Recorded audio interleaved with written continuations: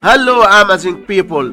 Hello friends! In this tutorial session, we wanted to find the value of this expression 43 divided by 1 over 38 then times 38. Let's go and start solving the problem. We have 38 divided by 38 which equals 1. So here we have just 1, and 43 divided by 1 equals 43, but this answer is not correct because according to the order of operation we have to do this division first, not this multiplication. So let's start the correct solution. 43 divided by 1 over 38.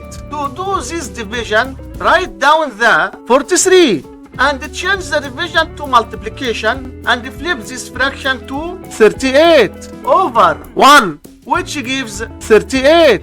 And here again we have times 38. 43 times 38 gives us 1634. So 1634 times 38, which equals 62,092. And so our final answer to this problem is just 62,092. Thanks for watching. Like, subscribe and share this video with friends.